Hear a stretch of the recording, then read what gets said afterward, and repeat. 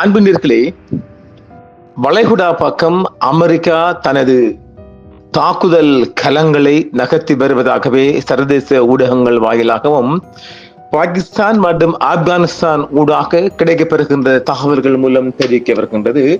இதில் ஒரு கட்டமாக ஈரான் மீது அமெரிக்கா கடல் மார்க்கமாக முதலாவது தாக்குதலை தொடுக்குமானால் மத்திய கிழக்கில் மிகப்பெரிய தாக்குதல் அடி ஓங்கும் என்று சொல்லப்படுகின்றது. நாம் நேற்றிரவே உங்களுக்கு தந்த ஒரு காணொளி இல்லை, இன்று காலையும் இன்று நண்பகல் கடந்தும் நாம் தந்த செய்திகளில் சொல்லி இருக்கின்றோம். வளைகுடாவில் யுத்தம் ஏற்படுவதை வளைகுடா அதாவது அமெரிக்காவின் நேச நாடுகள் ஒருபோதும் விரும்பவில்லை என்பதை வெளிப்படையாகவே அரபு தேசங்கள் கூறி வருகின்ற வேளையில் மத்திய கிழக்கில் போர் பதற்றம் உச்சகட்டத்தை எட்டியுள்ள நிலையில் இஸ்ரேலின் ஒட்டுமொத்த பாதுகாப்பு கட்டமைப்பையும் நிலைகுலைய செய்யும் வகையில் ஈரான் தனது பாலிஸ்டிக் மற்றும் அதிநவீன ஹைப்பர்சோனிக் ஏவுகணைகளை ஏவ தயாராகி வருவதாக அதிரடி தகவல் சற்று முன்னர் வெளியாகியிருக்கின்றது. இப்பொழுது வளைகுடாவில் ஈரானை நோக்கி அமெரிக்கா தனது போர்க்களங்கள் மற்றும் நீர்மூழ்கி கப்பல்கள் மற்றும் கடலில் இருந்து பாயக்கூடிய ஏவுகணை கப்பல்களை எல்லாம் நகர்த்தி வருகின்றது. நாம் 7 தினங்களுக்கு முன்னே சொன்ன ஆப்ரஹாம் லிங்கன் கப்பலும் வளைகுடாவை வந்துவிட்டது. 3 தினங்கள் 7 தினங்கள் எல்லையில் இருந்து வந்து சேர்ந்திருப்பதாகவே சொல்லப்படுகிறது.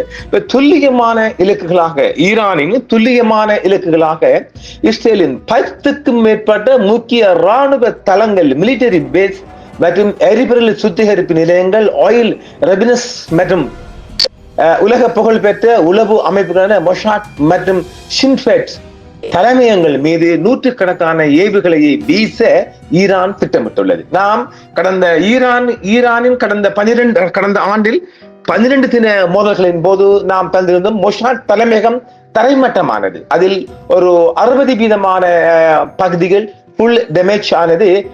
இப்பொழுது மிக கூடுதலாக அவர்களின் எரிபொருள் சுத்திகரிப்பு நிலையங்கள்லாம் ஈரானால் மிக அதிகமாக குறிவைக்கப்படுகிறது.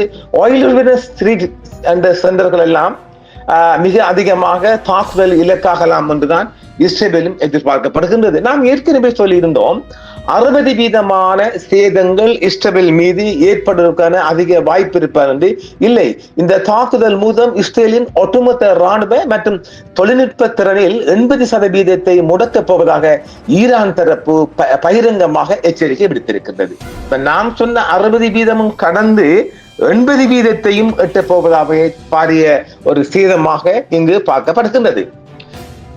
தடுக்க முடியாத வேகம் என்று சொல்கின்ற போது ஒலியின் வேகத்தை விட பல மடங்கு வேகமாக செல்லக்கூடிய ஹைப்பர்சோனிக் ஏவுகணைகள் ஈரான் பயன்படுத்துவதால் இஸ்ரேலின் அயன் டோம் மற்றும் பல வகையான அவங்கள் எல்லா டோம்கள் மூலமாகவும் பாதுகாப்பு கவசங்களால் இவற்றை தடுப்பது மிக அதிகமான கடினம் என்றும் சொல்லப்படுகின்றது.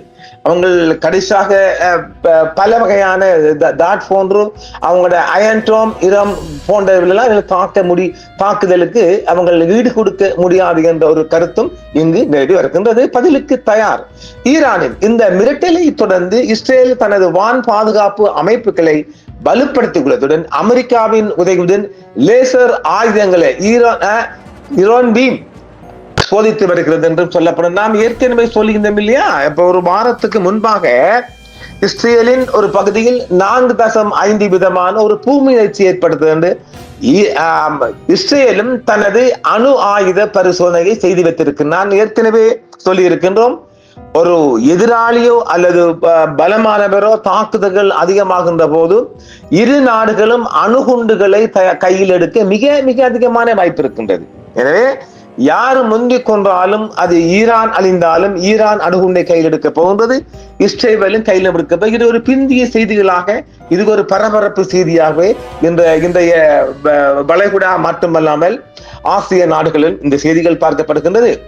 ஜூன் 2025 நடந்த மோதல்களை தொடர்ந்து தற்போது 2026 தொடக்கத்தில் போர் மீண்டும் விஸ்வரூபம் எடுத்துள்ளது. ஈரானின் இந்த ஏவுகணை மிரட்டல் வெறும் வார்த்தைகள் அல்ல, அது செயலாக மாறினால் இஸ்ரேல் மட்டுமல்லாது ஒட்டுமொத்த உலக பொருளாதாரமும் கச்சா எண்ணெய் விலையும் கடுமையாக பாதிக்கும் ரஷ்ய நிர்வாகத்தின் அடுத்த கட்ட நகர்வை நோக்கி உலகம் காத்திருக்கிறது. நாம் ஏற்கனவே சொல்லிக்கிறோம் இல்ல, வளைகுடாவில் இந்த யுத்தம் அதாவது ஒரு விஸ்வரூபம் எடுத்த நிலையில் யுத்தம் தொடருமானால் உலகில் வாழ்கின்ற மனித குலத்தின் ஒவ்வொரு வயிற்றையும் பாதிக்கும். நாம தொடர்ச்சியாக சொல்லி வருகின்றோம் இல்லையா? ஒவ்வொரு நாட்டிலும் எரிபொருள் விலைகள் அதிகரிக்கும். இங்கும் பணவீக்கம், ஏற்கனவே நம்ம பணவீக்கத்தில் இருந்தாலும் இங்கும் பணவீக்கம் அதிகரிக்கும். உணவுப் பொருட்களும் மிக அதிகமாக அதாவது தேட வேண்டி இருக்கும். இலங்கைக்குள் அந்த அளவுக்கு இருக்குமா? சாத்தியப்படவில்லை. மிக அதிகமான பொருட்கள் இலங்கைக்குள் இறக்குமதி மூலம் கிடைப்பதால் உணவுக்கும் நாம் சரியாக தக்கதையா அடிக்க வேண்டிய ஒரு நிலையும் ஏற்படும். சரி, ஈரான் அமெரிக்க கடற்படை மீது தாக்குதல் நடத்த தயாராக இருப்பதாக ஒரு பிந்திய செய்தியை தற்போது தெரிவித்த நிலையில் மத்திய கிழக்கு பிராந்தியத்தில் ஈரானுக்கும் அமெரிக்காவுக்கும் இடையே பதட்டம் அதிகரித்து வருகின்றது. ஈரானை நோக்கி ஒரு பிரம்மாண்டமான அமெரிக்க கடற்படை சென்று கொண்டிருப்பதாக ஜனாதிபதி டொனால்டு ட்ரம்ப் அறிவித்துள்ளார். இந்த பலத்தை பயன்படுத்தக்கூடிய அவசியம் ஏற்படாது என்று தான் நம்புவதாகவும் தெரிவித்திருக்கிறார். அப்ப ஒரு பயம் காட்டுறாரோ? கப்பல் வருகிறது, அது அவசியம் இல்லைன்னு சொல்லுது, நெய்னா சொல்லுது, நெய்னா நினைச்ச மாதிரி சொல்லும். அதை நாம எப்படியும் ஒரு அலர்ட் ஆறுமுகம் மாதிரி நாம அலர்ட்லாம் இருக்க வேண்டிய நிலையும் எங்கு ஏற்பட்டிருக்கின்றது. இந்த பலத்தை பயன்படுத்த வேண்டிய அவசியம் ஏற்படாது என்று தான் நம்புவதாக குறிப்பிட்டுள்ள ட்ரம்ப் ஈரானுக்கு பலத்த எச்சரிக்கை விடுத்துள்ளார். இதன் ஒரு பகுதியாக விமானம் தாங்கி போர்க்கப்பல் மற்றும் ஏவுகணைகளை அளிக்கும் அதிநவீன போர்க்கப்பல்கள் மத்திய கிழக்கு நாடுகளுக்கு விரைந்துள்ளதோடு கூடுதல் வான் பாதுகாப்பு அமைப்புகளை நிறுவுவது குறித்தும் அமெரிக்க ராணுவ அதிகாரிகள் தீவிரமாக பரிசீலித்து வருகின்றார்களாம். அமெரிக்காவின் இந்த அதிரடிகளுக்கு மத்தியில் ஈரானும் தனது தற்பாதுகாப்பு மற்றும் ராணுவ வலிமையை வெளிப்படுத்தி வருகின்றது. மத்திய கிழக்கிலேயே மிகப்பெரிய ஏவுகணை கையிருப்பை கொண்டுள்ள நாடாக ஈரான் திகழ்கிறது. குறிப்பாக 2000 கிலோமீட்டர் தூரம் வரை சென்று துல்லியமாக தாக்கக்கூடிய செஜில் மற்றும் ஃபக்தா போன்ற ஏவுகணைகள் அந்நாட்டின் முக்கிய பலமாகும். இது தவிர நவீன ட்ரோன்ஸ் தொழில்நுட்பம் மற்றும் சுமார் 6 லட்சம் வீரர்களை கொண்ட வலுவான தரைப்படைகளை கொண்டுள்ள ஈரான் தனது இறையாண்மைக்கு அச்சுறுத்தல் ஏற்பட்டால் மிக கடுமையான பதிலடியை கொடுக்கும் என்றும் நாமும் எச்சரிப்பது போன்று ஒரு எச்சரிக்கையை சொல்லலாம். ஏனெனில் ஈரான் ஏற்கனவே நாம் 12 நாள் மோதலில் ஸ்டேஜில் தான் கடைசியாக இந்த போரை முடிவுக்கு கொண்டு வந்தது என்று நாம் 24 காணொலிகள் தொடர்ச்சியாக தந்த காணொலி தந்திருக்கின்றோம். அது அடுத்த கட்டம் வரும் என்று நாம அதை மீண்டும் உங்களுக்கு போட்டு காட்டுவோம். அது சேஜில் தான் மிக அதிகமான சேதத்தை உண்டு பண்ணுகிறது. இந்த சேஜிலுக்கு இவங்களால் இஸ்ரேலால் ஈடு கொடுக்க முடியவில்லை. இதுல வேற 10,000 கிலோமீட்டர் பாயக்கூடிய அதிநவீன, அதாவது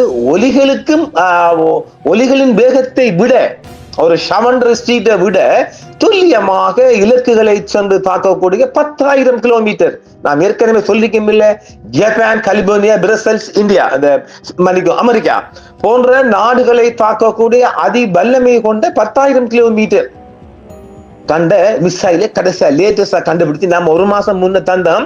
அவங்க இப்பதான் டிக்ளேர் பண்ணிக்கிறாங்க, நாங்கள் கண்டுபிடிச்சிக்கிறோம். இது எப்படி இருக்கு? அதே போன்றோ 2000 கிலோமீட்டர் பாயக்கூடியதான் கடைசியா பாய்ச்சிக்கிறாங்க எங்க இஸ்ரேல்ல சேஜில். அந்த சேஜில் தான் யுத்தத்தை முடிவுக்கு கொண்டு வந்தது. அதை கையில் எடுத்தால் ஈரானின் பெரும்பகுதி அழியும், இஸ்ரேலின் பெரும்பகுதி அழியும். ஆக சேதாரம் எல்லாமே இஸ்ரேலின் பக்கம் அதிகரிக்கும். மிகப்பெரிய ஒரு போரை நோக்கிய பயணமாகவே வளைகுடா வந்து கொண்டிருக்கின்ற. இது சவுதி சல்மானுக்கு கொஞ்சம் காய்ச்சப்படுதுன்னு சொல்லலாம். ஏனெனில் அவங்களோட பகுதியும் பாதிக்கும். ஏன் மிக கூடுதலாக இந்த மாதிரி ஒரு திட்டம், அதாவது இந்த போர் விரிவடையுமானால் அமெரிக்கா பொறுத்தவரை எங்கேயாச்சும் அவனுக்கு சொருகிக்கிட்டே இருக்கணும். யாருக்கு? இந்த ரம்ஸ் நெய்னாக்கு எங்கேயாவது ஒன்று சொருகிக்கிட்டே இருக்கணும். இப்ப கிரீன்லேண்ட் பக்கம் போயிட்டு கொஞ்சம் எதிர்ப்பு கிளம்பி இருந்தால அதை கைவிட்டு இப்ப ஈரான் பக்கம் வந்துட்டார். ஏற்கனவே ஈரான்ல ஒரு தற்செயலான ஒரு பீஸ்ஃபுல் அமைதி நிலவியது கிரீன்லேண்ட் பக்கம் போனதால் இப்ப கிரீன்லேண்ட் பக்கம் அமைதியை கொண்டு வந்துட்டு ஈரான் பக்கம் வந்திருக்கு நெய்னா. இப்ப நெய்னா நிச்சயமாக ஒரு போர்க்களத்தில் இறங்கத்தான் எல்லா பக்கமும் அது துடிக்குது. பார்க்கலாம். இது அடுத்த கட்டமாக ஒரு செய்தி வரப்போகின்றது. நாம் ஏற்கனவே ஒன்று தந்தம் இல்லையா? அதாவது இப்பொழுது ஈரான் அதிபரை கொல்லுவதா அமெரிக்க அதிபரை கொல்லுவதா போன்ற போட்டியில் இன்று உலகத்தில் ஒரு பரபரப்பான செய்திகள் உலகம் முழுவதும் வந்து கொண்டிருக்கின்றது. அந்த செய்தி உங்களுக்கு இன்று மீண்டும் தரப்போகின்றோம். நாளை காலை அல்லது நள்ளிரவு கடந்தும் அந்த செய்தியும் கொண்டு வரவும் பரபரப்பாக ஆசிய கண்டம் தொட்டு உலகம் முழுவதும் அந்த பரப்பு செய்தி என்றால் ஈரானிய அதிபரை வெனிசுவேலா அதிபரை தூக்கியது போன்று தூக்கி செல்வதற்கான ஒரு திட்டம் கசிந்திருக்கின்றது. இதெல்லாம் ஒரு பகற்கனவாக பார்க்கலாம். அந்த செய்தியும் நாம் மீண்டும் உங்களுக்கு தர இருக்கின்றோம். மீண்டும் மற்றொரு சந்திப்போம் நேர்கள். என்றும் உங்களுடன் சன்ரைஸ் இந்தியா டிவி சப்ஸ்கிரைப் பண்ணுங்கள், பெல் பட்டனையும் கிளிக் செய்யுங்கள். உங்கள் ஆதரவே எங்கள் சேவை. ஆதரவு தாருங்கள், அரவணைப்போம். மறக்காம சர்ப்ரைஸ் பண்ணுங்க. தேங்க்யூ.